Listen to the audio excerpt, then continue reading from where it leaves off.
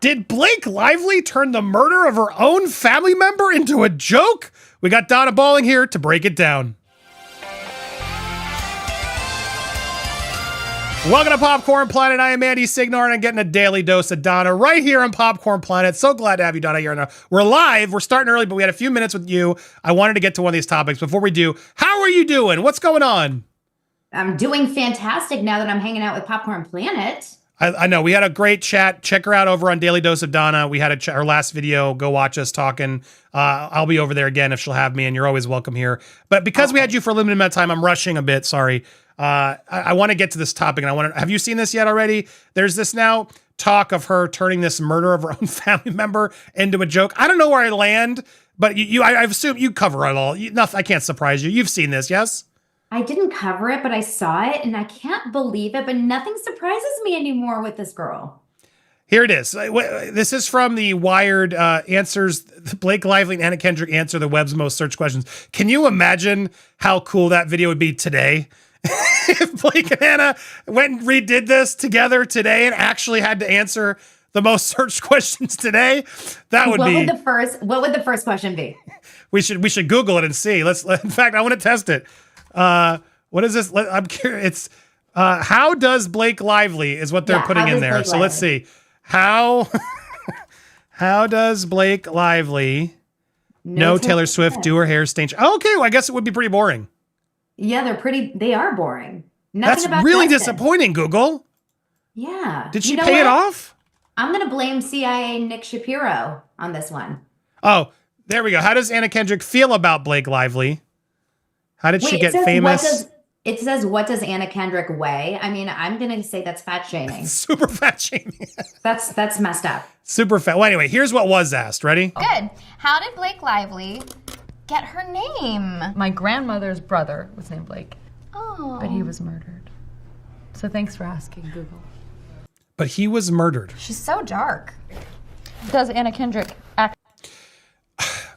What? Like, what? I can't tell if that's real or not. I assume it's not, but it's still such a weird thing to joke about. My grandmother's brother was named Blake.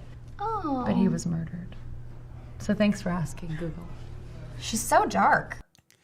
What is your take on this? Okay, so she's definitely, she went to the Ryan Reynolds School of Humor. It's but very less funny.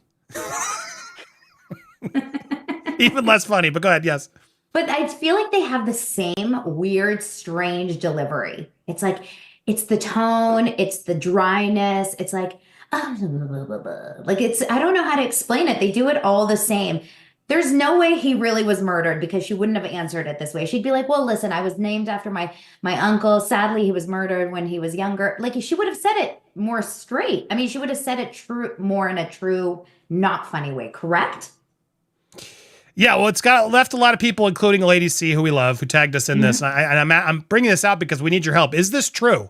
Can anybody go figure out if Blake's grandmother's brother was actually murdered? Because as she says, if this is true, if she indeed was named after a murdered great uncle, that is touching and in its own way commendable. The only thing is the mail indicated at the time that her claim seems to be more fanciful than real. If that's the case, this incident alone explains how she could have felt it was all in the right to hijack Justin's movie, accuse him of harassment, when the only person who seems to be harassed in any shape or form was him while she was playing persecutor. Joking about murder when you've never had a loved one murdered is not only sick, it betrays a degree of callousness and heartlessness that strikes me as a sociopathic in the true meaning of the word. I speak as someone whose grandfather, brother-in-law, first and second cousins were all murdered. The grief and lifelong trauma are decidedly no laughing matter.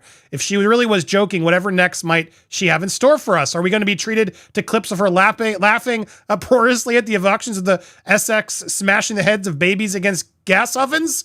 I can only hope for her 4 children's sake that Mail got its facts wrong. Otherwise, Miss Lively is right up there along with Marquis de Sade as an embodiment of true heartlessness. The world certainly can explain her conduct on all dimensions pre and post Baldoni. I mean, wow! Lady C doesn't hold back. That's why I love Lady C. That's why she's been on the show. What do you think? As the Daily Mail's reporting on this, if this is true, maybe then we'll give her a pass. If it's not, does it prove she's a sociopath? I don't think it's either. I don't think it's true. And I also don't know if it proves that she's a sociopath. I think it's a little bit of a stretch. What do you think? Yeah, look, I think she's right. Like it's once again proving that they will joke about things that they shouldn't joke about. And I think that goes to the hypocrisy that we're all reporting and why you are doing such a good job of it and so many others. It's just like the video I did with Elsrich. We're all united, I think, on this topic of why would you make your 7-year-old girl do a joke about a phallic member actualized way for 400 takes? It's just like, this is inappropriate stuff. That's not what you do with your kids. But apparently that's okay. But calling Blake sexy, that crossed the line. That made her uncomfortable. It's that hypocrisy that really sets me off. What about you? No, 100%. It's you have to have clear boundaries in your life. If you are someone that feels like I consider myself a little prudish in this way, or I don't like, covering certain things, that's too dark for me, or that's too this, that's too that.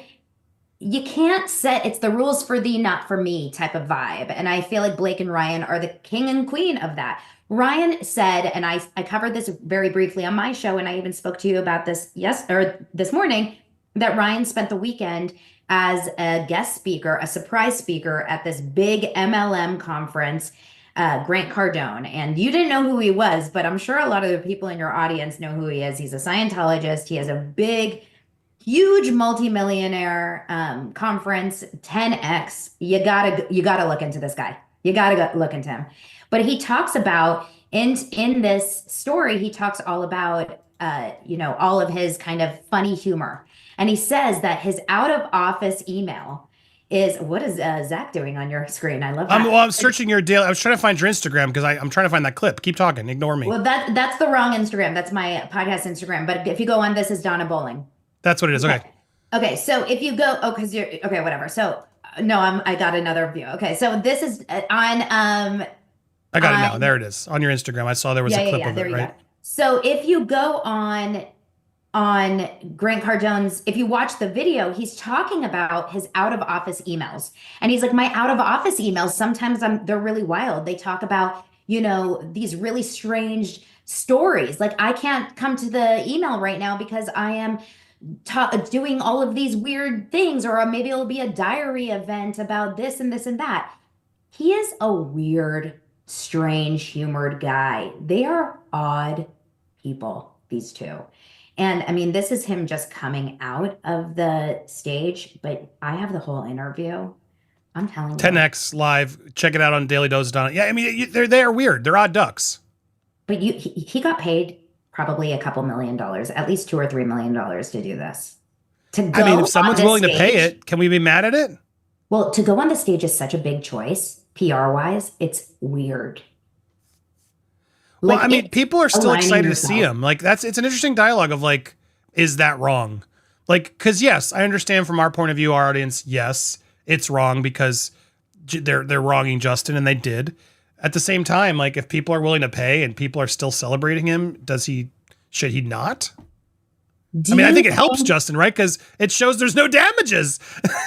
Well, do you think it would be smart right now in the court of public opinion to align yourself with someone who is in the middle of 15,000 lawsuits, basically, who is a hugely proud Scientologist, who is an MLM? I mean, look at it, he has a lot of really bad stuff around him, the guy who he's speaking. I got to look the guy up. So to be fair, I don't know enough about this guy, Cardone. I'll look him up. I trust you.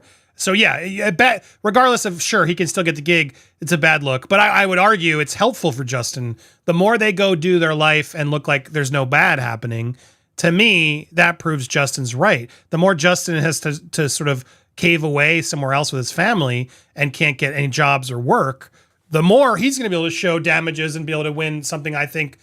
So that's how I look at it. Do you think, Andy, that Justin is getting, I'm actually curious. I'm going to talk to some of my casting director friends because I used to be a casting director.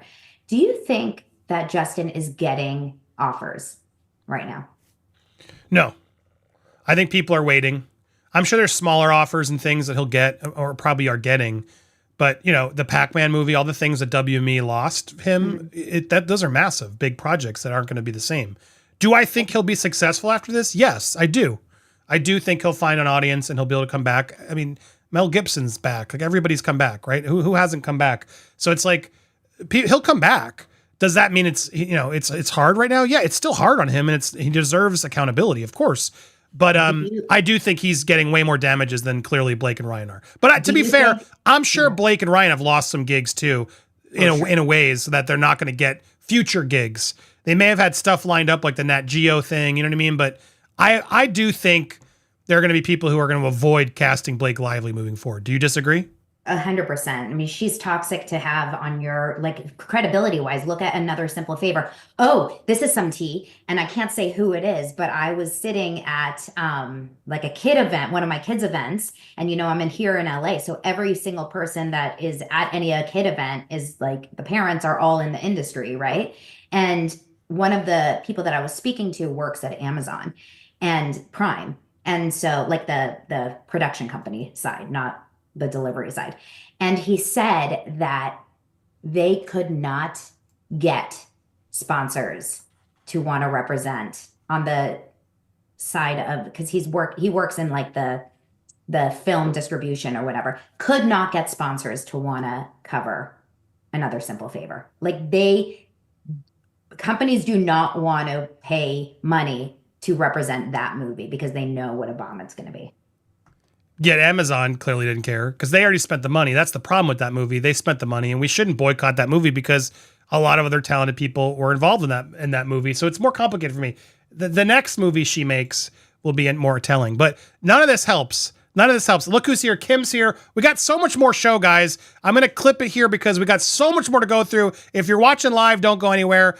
Kim's going to talk, chime in. Make sure you support her. It's Kim, but also support Daily Dose of Donna over on YouTube. What a show. We talked about a lot of stuff, including Snow White and a lot of other detours that you will not want to miss on this live. But right now, we're going to head over to Patreon to watch the premiere of With Hate Megan episode 2. Whether you love or hate her, I think you're going to get very informed by this episode.